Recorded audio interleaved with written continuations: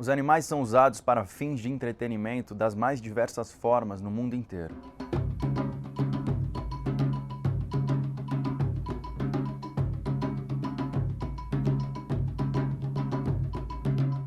Eles são obrigados a fazer truques, a correr, pular, competir, a enfrentar a morte em uma arena, só para entreter a nós, seres humanos. Os homens sempre, na verdade, admiraram os animais e procuraram, então, muitas vezes dominar esses animais, né? Obter a velocidade, a força dos animais, o movimento. E essas demonstrações, na verdade, são muito antigas.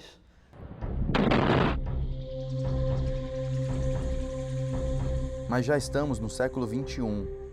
O homem já adquiriu muito conhecimento. As opções de lazer que temos são infinitas. A ciência já comprovou que os animais sentem dor, medo, ansiedade, estresse, igual a nós, seres humanos. Então por que continuamos explorando os animais e ainda chamamos isso de divertimento? Hoje, isso fica bastante desconectado da nossa realidade.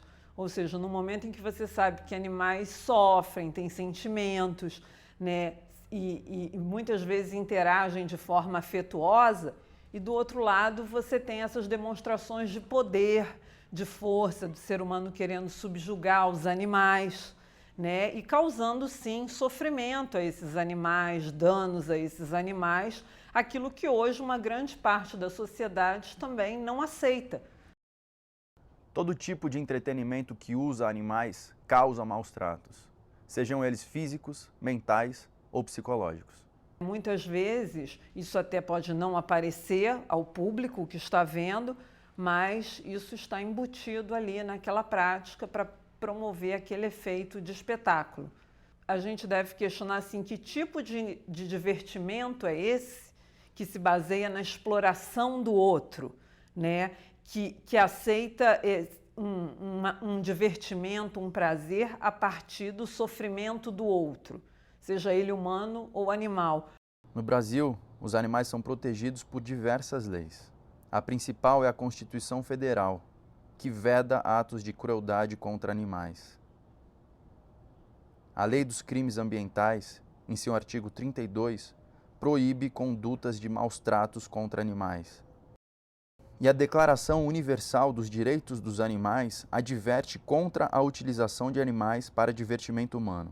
Então a gente tem um ordenamento jurídico que permite concluir que qualquer legislação que tente regulamentar essas práticas de maus tratos são inconstitucionais, porque elas contrariam todas essas normas que estão acima dessas leis. Apesar de serem inconstitucionais, os rodeios e vaquejadas alimentam uma poderosa indústria que movimenta bilhões todos os anos e que continua explorando animais impunemente. Nas vaquejadas, 2 vaqueiros têm que derrubar um boi ou novilho puxando e torcendo sua cauda. Os danos causados aos animais são inúmeros. No entender do Ministério Público, e esse é o entendimento que tem sido acolhido pelo Judiciário, na maioria esmagadora das ações, é que a vaquejada é inconstitucional. Por quê? Porque a prova de vaquejada, ela por si só, ela tem potencial e efetivamente causa agressões, sofrimentos e mutilações nos animais. O pessoal das ONGs dos direitos dos animais conseguiu gravar um vídeo em off sem o pessoal do evento saber. E nesse vídeo mostrava os animais depois do evento, todos cheios de feridas pelo corpo, né? E alguns, inclusive, tendo que ser içados de guindaste, porque estavam com fraturas expostas, né?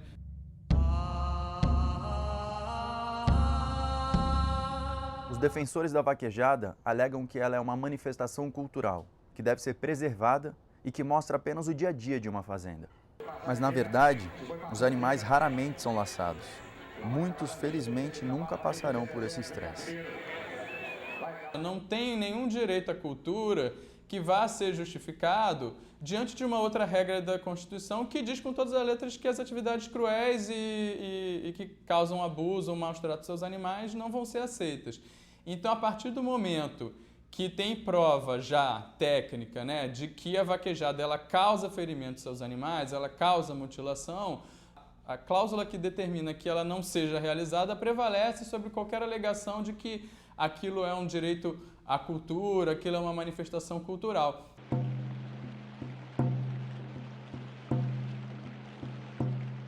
E a gente já tem precedente do STF com relação à farra do boi, dizendo que a farra do boi é inconstitucional, e isso já é decidido em última instância, né? Tradição não justifica o sofrimento. Se fosse assim, teríamos práticas com seres humanos tradicionais, né? Por exemplo, a escravidão, que é uma prática antiga, né? E nós tivemos a capacidade de perceber esse equívoco, esse problema moral, né? E mudar isso.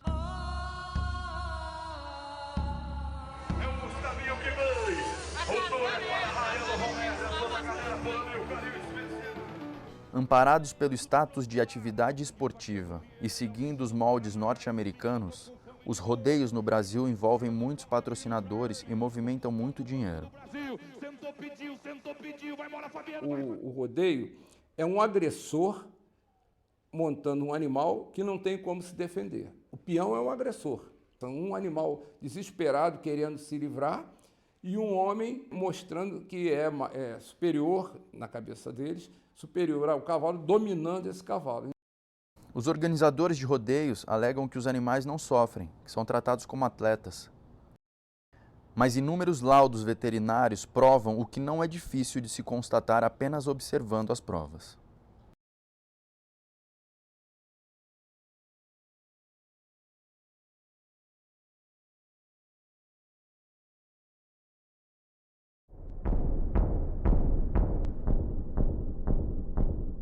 Que muitas vezes a comida, as rações são de boa qualidade, porque interessa para eles que os animais tenham saúde. Rações de boa qualidade, vacinas, água, isso eles têm, abrigos, etc. Mas, na realidade, aquele animal não está em situação de bem-estar completo, né? Boas práticas com os animais de rodeio não significa bem-estar dos animais. A gente não pode esquecer que a ciência do bem-estar animal, ela busca reconhecer aquilo que os animais precisam para estar numa boa condição física, psicológica e mental. Mesmo nos grandes rodeios, onde se diz que as normas legais estão sendo cumpridas, nós não podemos esquecer que o espetáculo em si do rodeio causa sofrimento, estresse, dor e angústia nos animais.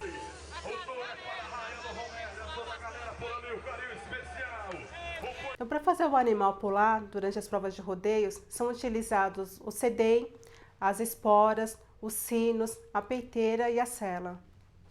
Sem a utilização dos equipamentos, não seria possível realizar as provas de rodeio, porque os animais que são utilizados nessas provas são animais mansos, animais domesticados, e o que provoca esses movimentos é a dor, a sensibilidade a esses equipamentos. Independente dos materiais que podem variar, em especial em relação ao sedem e às esporas, todos eles causam problemas. Muitas pessoas falam que se o sedem for feito de lã ou de outro material, ele não vai causar nenhum dano ao animal, e isso não é verdade, porque o que causa o dano no animal é a compressão que o sedem causa, independente do material. E esse aparelho ele causa uma forte compressão na região inguinal do animal, por onde passa parte do intestino, passa também os ureteres, que ligam o rim até a bexiga. E esse sedem, ele causa uma sensação de dor no animal, uma sensação de tormento também. Mesmo as esporas de borracha, elas são utilizadas, essa a finalidade do uso da espora, é estocar o animal, é bater no animal, porque quanto mais você bater, mais mostra que você tem uma capacidade de se manter em cima do animal. E elas com certeza vão causar lesões, vão causar problemas, muitas vezes não aparentes no momento do rodeio. Quanto maior o estímulo, maior a dor do animal, maior as lesões, maior o sofrimento. Durante o período que esses animais ficam no brete, eles ficam sendo estimulados, na maioria das vezes, pelos peões que ficam no entorno, para que, ao ser aberto o portão, esse animal tenha cada vez mais a necessidade de sair da situação onde ele se encontra com angústia e sofrimento. Além das provas em si, existe também a parte do treinamento. Muitos peões eles chegam a treinar de 6 a 8 horas com todos esses equipamentos, então o sofrimento do animal não é só durante os 8 segundos que eles alegam, que é apenas o período onde o peão precisa ficar em cima do animal.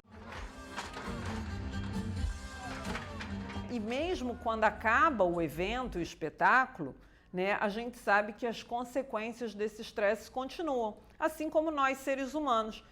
Um exemplo, você pode sofrer um assalto rápido, minutos, mas o seu susto foi tão grande, a sua sensação de impotência diante daquilo é tão grande que, passada aquela cena, você fica durante meses, até anos, às vezes é um trauma, né, na vida daquele indivíduo. E a mesma coisa ocorre em animais. O sofrimento psicológico, obviamente, é difícil de avaliar, de comprovar, mas o ordenamento jurídico e os nossos juízes já têm um certo preparo para entender e para decidir que os animais também sofrem, não apenas fisicamente, mas também emocionalmente, também psicologicamente. Muitas cidades brasileiras lutaram e conseguiram a proibição do rodeio, reconhecendo sua inconstitucionalidade e a ocorrência de maus tratos. As festas podem continuar, as pessoas podem se divertir, os organizadores podem continuar ganhando dinheiro vendendo cerveja. Agora os animais devem ficar longe da arena e do sofrimento. Porque afinal, o que atrai a maioria das pessoas é a diversão proporcionada pelos shows. As pessoas vão ali para ver o show. Eu já fiz esse desafio em algumas ações civis públicas e sempre faço. Vamos colocar o rodeio depois do show de música sertaneja e vamos ver quem é que fica para assistir aquela demonstração que eu digo de selvageria humana. E será que essas práticas que já foram julgadas ilegais em muitas cidades podem ser consideradas esporte? Qual é o aprimoramento daquela sociedade que quer ver um espetáculo que causa sofrimento nos animais, um exercício de subjugação, de domínio? O que isso acrescenta àquela pessoa, àquele grupo, àquele coletivo? Quais são os valores que esse tipo de prática promove? Então, há que se questionar realmente se essas práticas podem ser consideradas esporte. Como seres humanos, nós temos o dever de proteger qualquer ser vivente da crueldade, dos maus tratos e da violência. Um modo de fazer isso é não participar de nenhum espetáculo que promova o lucro através da exploração dos animais.